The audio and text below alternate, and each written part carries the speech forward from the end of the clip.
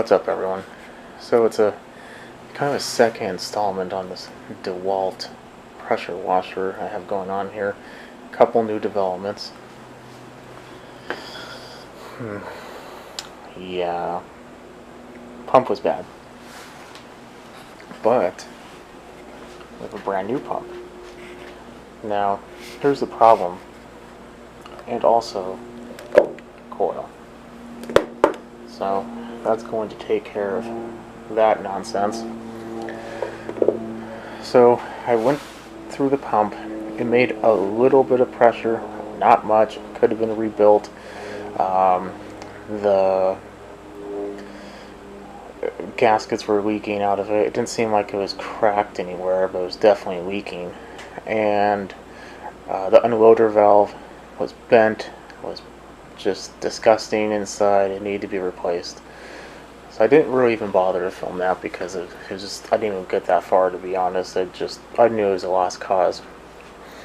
Mainly because when I looked it up shortly after, I found the cheapest rebuild kit is $135. The one on like e-replacement parts was $200 and something, and the unloader valve, if you can find it, was at least $60. So the cheapest that I could find all the parts I need was just under $200, and I don't know if it would even fix it. It would be a great pump, don't get me wrong. It's a high quality pump, 3400 psi, great pump when it's working. This, however, is a 3100 psi, so a little less. 2.5 gallons a minute, and it was a $60 on sale, originally 80 something. I think it was 89 originally. That's obviously a lot better. It's not going to be the same, I understand that, but considering the alternative, this is a much safer route. Granted, it's not going to be as high of a quality, but you know, I'm going to be able to sell this, if I'm lucky, for $225. The coil, $15. All the if I was going to buy the carb, you know, and everything, and I had to buy a wand and hose. So I think even at this rate, I'll probably have like a good $100 in this. So if I was going to have to spend $200 plus the hose, I wouldn't make any money. I'd be down money. So this is the only route I really have left. So I'm going to install the pump. Installing the pump isn't all that hard. The key came with the old one, so I'm just going to leave it in there, mainly because it's mildly seized. But usually a new pump will come with their own keys. If not, then you either have to buy it separately, or I guess you could potentially make one. You just don't want to make one out of any steel. I think this is actually aluminum. You want it to be able to be sheared if anything bad happens. This is just anti-seize. You want to do that because, as the name implies, it will prevent it from seizing.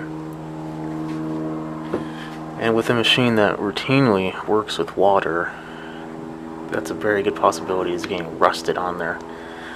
So as you can tell, inside there is a keyway. You just kind of line it up and put it in.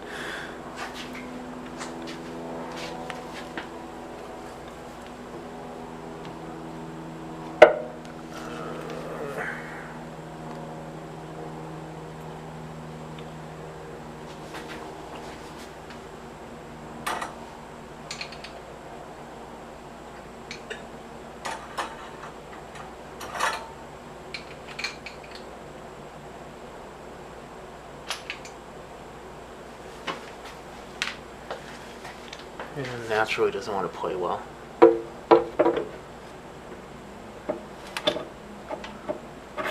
There we go.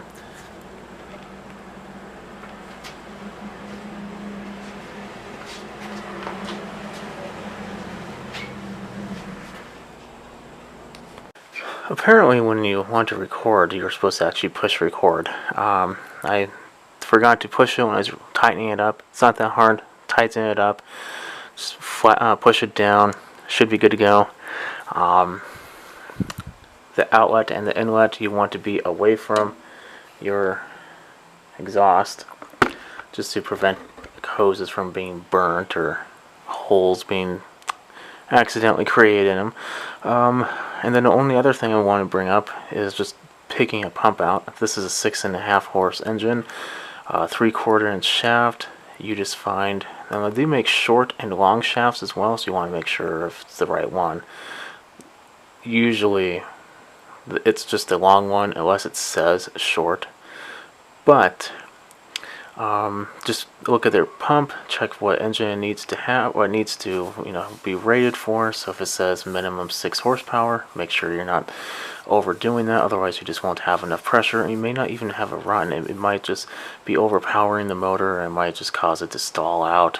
So what I'm going to do is we're just going to put the coil on and everything should be good to go. Oil's been done on this in between now and the previous video. It did have water in it. I thought it would have in there, but I just couldn't see it. But I let it run and kind of mixed it up and got it out there. I then put a little dirty oil from my car in there. Let it run for 10, 15, 20 seconds or so. Took that back out to kind of rinse it free of anything that I possibly could get out of it that might be lining. And then put new 10W30 oil inside. Air filters new, carbs new. Just going to replace that coil, and then we'll put a new handle on there. Probably pressure wash it. May take the paint off and just paint black on everything else. Don't really know about that yet. But yeah, other than that, that's just the pump. Make sure you get the right one, and then we'll give it a test. I started cleaning up the rust on the handle and I got tired of that, so we're going to do this next. We're going to replace the coil. I still have a lot more work to do. You just want to remove most of the rust. That way when you paint it's not going to cause a problem. You can buy special paint. You can paint over rust, but it was really flaky and that just would leave a horrible finish.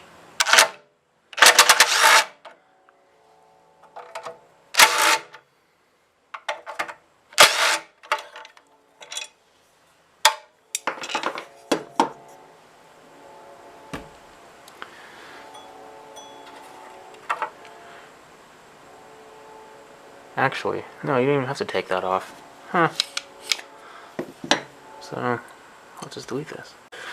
So next we're going to do the coil. I started taking the rust off, but on the handle to paint it and the sticker, because I'm not going to sell it as a DeWalt anymore. But, it was really flaky. I have paint that says you can paint over rust, but I just want to remove as much as I can. And the sticky part for the sticker, little tip. Use carb cleaner, it takes that stick right off.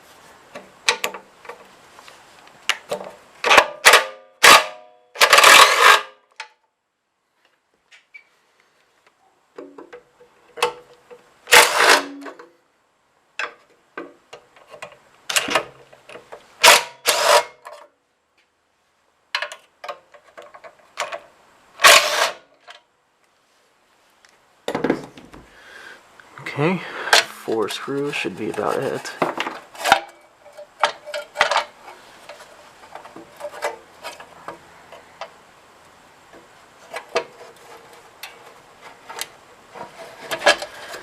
What are we hung up on here? Oh.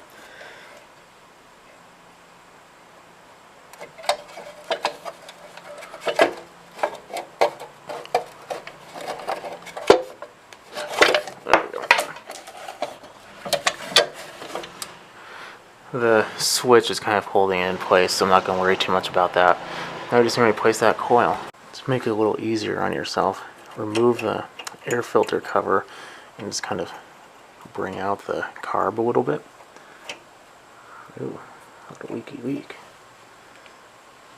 We'll look into that later. Where is it leaking from? Oh, I think I might have pulled the fuel hose out a little bit. That's all good. Just going to Sometimes you can snake it out of there. Other times you have to remove the whole carb. So I think this is the time to remove the whole carb. Boo.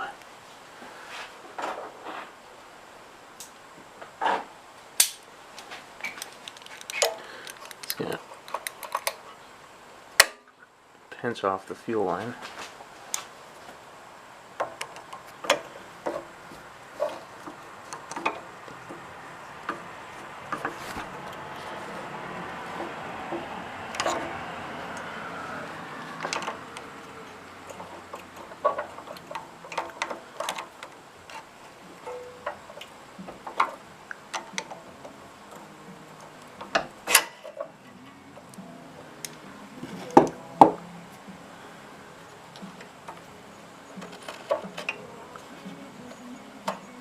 Okay.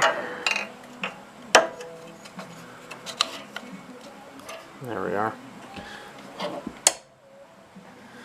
So that's done. Now we just take the bolt off.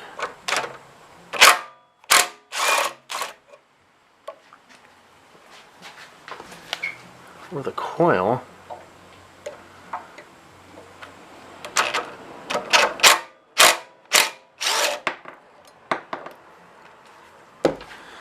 Now you want to remember the orientation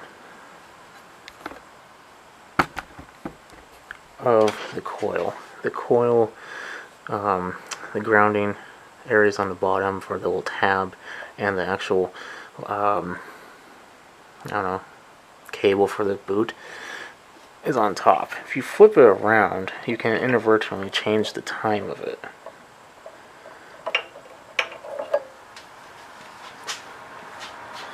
What we're stuck on now,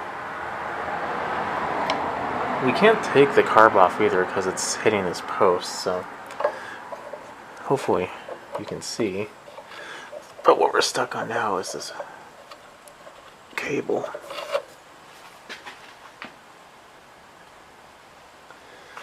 This is the grounding cable. Come on, get off there.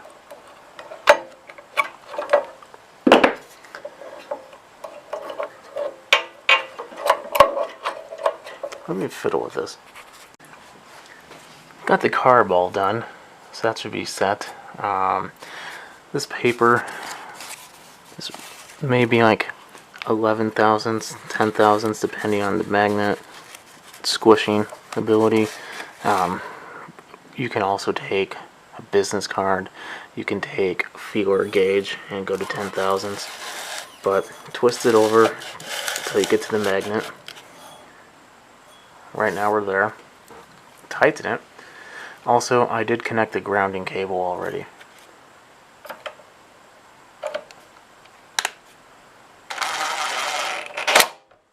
There we are.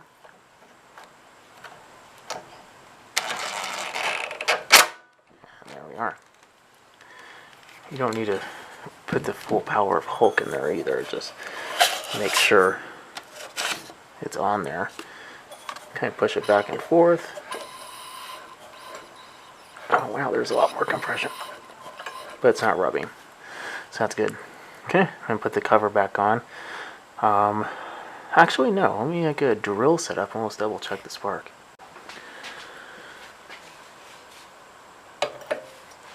Okay, let's hope this doesn't go horribly wrong. Let's look at the switch. On.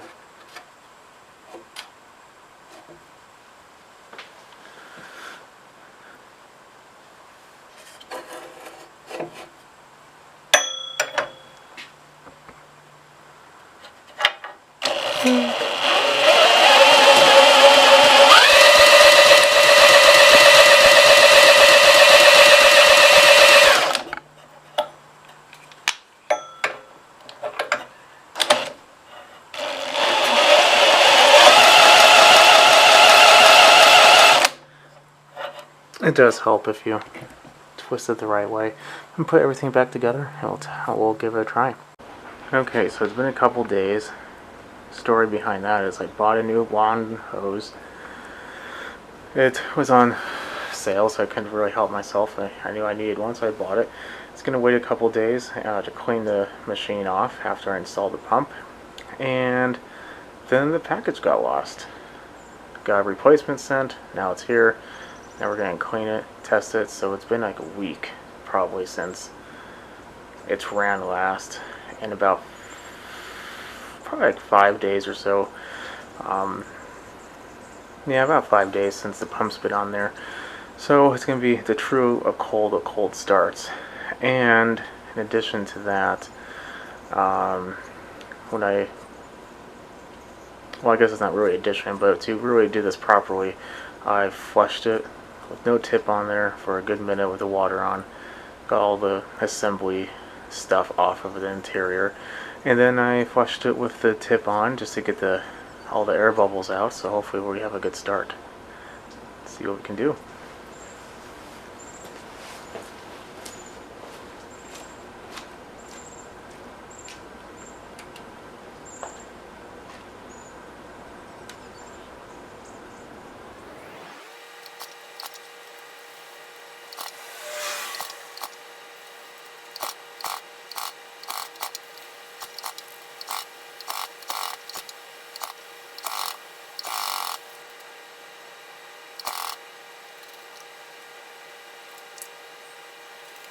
Off. Let me go put that back on.